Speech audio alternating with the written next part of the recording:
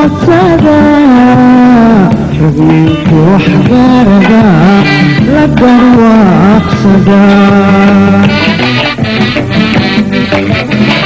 geesi iyo hanadba laga boodsada ragninka waxgarada la garwaaqsada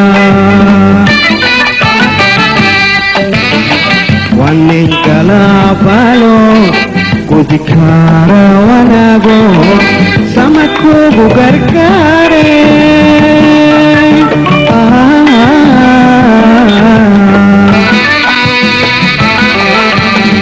wanin kalabalo دكتور عبد علي حسن oo kamida baarlamaanka Soomaaliyeed ee lagu aasaasay magaalada Djibouti ayaa waxa uu kamid yahay aqoonyahanka Soomaaliyeed waxaana uu waxbarashadiisa dugsiga hoose dhexe midda sare iyo tan jaamacadeedba ku soo qaatay dalkii Soomaaliya gaar ahaan magaalooyinka Muqdisho iyo Beledweyne دكتور عبد علي حسن markii uu ka qalin jabiyay jaamacadda ummadda Soomaaliyeed waxa uu isla mar ahaantiiba isla jaamacadaasi ka noqday kaaliye professor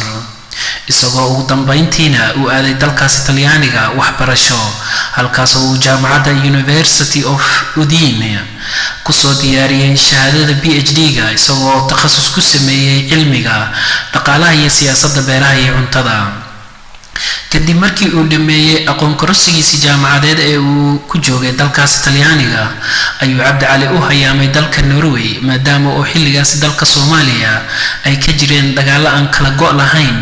iyo xaalad aan deganayn Professor Cabdi waxa uu si anba qaaday aqoon kororsigiisii isagoo dalkaas Norway jaamacad ku taala ku qaatay maadooyin kala duwan oo ku xoojinayay aqoontiisa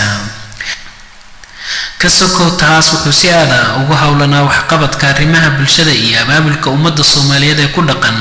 dalka Norway isagoo oo had iyo goorba ku hawlanaa sidii ay ummaddaasi ugu baraarug lahayd waxqabadka dalkooda iyo dejinta xaaladda cakiran ee dalka Soomaaliya howduluuliya waa maxay u taagan tahay horta guud ahaan Soomaaliya waxay u taagan tahay waa naqaan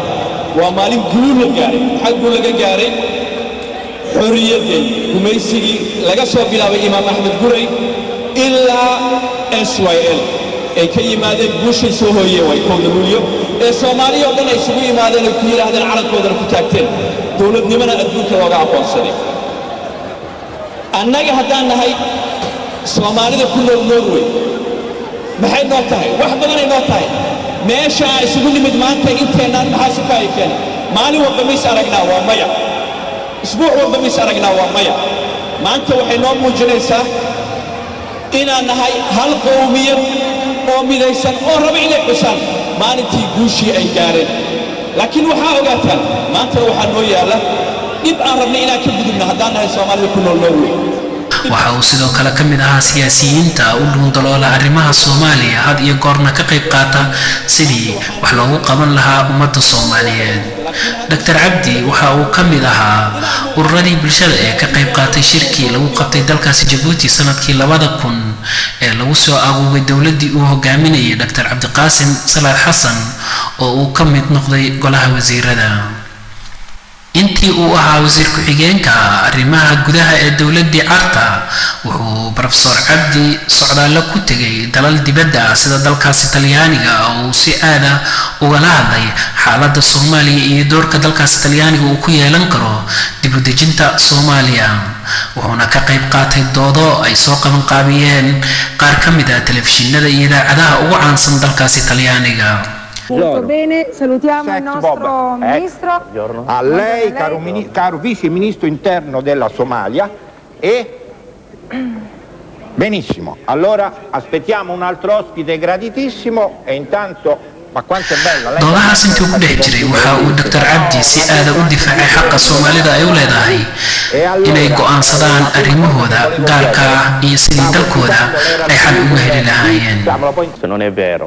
non è vero. Comunque sono venuti i giornalisti americani, quella inglese, BBC, NBC, hanno verificato se c'erano o se esistono ancora le basi di Al-Qaeda o alcuni gruppi che hanno contatto con Al-Qaeda. Hanno verificato che non ci sono Al-Qaeda oggi in Somalia. speriamo che anche tutti i giornalisti dell'Europa o dell'Occidente, quelli che sono rimasti. sanadihii ugu dambeeyey wuxuu Dr. Cabdi si aada ugu mashquulay sidii uu u abaabuli lahaa ummadda Soomaaliyeed siyaasad ahaan iyo dhaqaale ahaanba gaar ahaan kuwooda ku dhaqan dalka Norway iyo meelo kale oo badan oo ka mid ah wadamada reer galbeedka. inta ku eedeynaysa laakiin aniga waxaan haystaa cilad inay istaa waxay tahay cid ka doodayso markiiba diyaar ma lahan cid abaabulan oo markiiba u abaabulan yahay intaan dad loo saaray oo taga ma lahan sanooyinkii dambe ugu dambeeyay waa bilownay inaan bal isu tagno oo ururada shaqeeya qaarkood ay sameeyaan xiriir ka dhexayn kara dadka ururada kala duwan wixii ay qaban karaan hadda qabta. waxaana uu ka qayb qaatay wacyigelinta ummadda Soomaaliyeed isla mar ahaantaana abaabul weyn waxa uu u galay ka qayb qaadashada xal u raadinta xaaladda arkiran ee dalka Soomaaliya. maanta Soomaaliya waxay u baahan tahay meediyaha inaan ku wada hadalno uma baahnina waxaan u baahanahay miiska wada hadalka inaan soo wada fadhiisano oo aan ka wada hadalno danta iyo dadka maxaa la yiraahdaa Soomaaliya meesha ay jirto ninkii aaminsan inuu dadka caqli badan dheer yahay ogaansho badan dheer yahay halka kama dambaysta inuu hayo aaminsan ha yimaado ha ka dhaadhiciyo miiskan soo fadhiisto ha u sheega dadka ma ahan anigu ma qabo in halka ay koox yari meel ku hayso laakiin waxaan qabaa haddii la isu yimaado Etoobiyaanka qolada ay maanta soo dhaweysay markay ka noqdaan kaliya ku noqon doonaan. wuxuu Dr. Cabdi mowqif hagaagsan ka qaatay imaanshihii ciidamada Etoobiyaanka isagoo ka mid noqday siyaasiyiintii iyo aqoonyahankii Soomaaliyeed ee isugu tagay shirkii magaaladaasi Asmara ee dalka Eritrea lagu qabtay. Soomaaliya oo aan ka nimid wadankan ka nimid ah oo gumaysi ku jira maanta inaan ayadana ka muujino dhibka iyo dhibaatada haysata dadka yagi in qolooyinka kala shaqaalaha kala duwan ee wadanka ee nala jooga inay nala qaybsadaan xanuunka ay ku nool yihiin shacabka Soomaaliyeed ee maanta ku dhibaysan geesaha kala duwan ee Soomaaliya. haddana wuxuu si aad ugu howlan yahay soo ka mid ah baarlamaanka Soomaaliyeed sidii ummadda Soomaaliyeed meel walba oo ay joogtaba la isugu keeni lahaa hal meel xalna ay ugu heli lahaayeen xaaladahooda cakiran ee xalka loo waayay muddada 17 sano. Cabdi Cali waa aqoonyahan dhalinyar aadna u jecel Soomaali nabad ah oo cagaheeda ku taagan iyo qarankii Soomaaliyeed oo soo laabtay.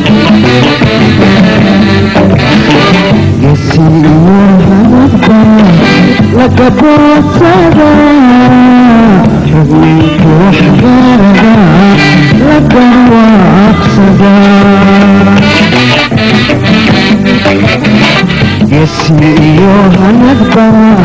لك بوكسدا مغليك وحكردا لك برواقسدا وانك لا بالو كودكارا وناغو سمكو بغركاري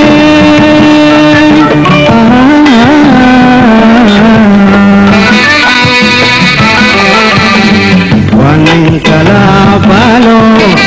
Udikara wanago, Samako bukarkare.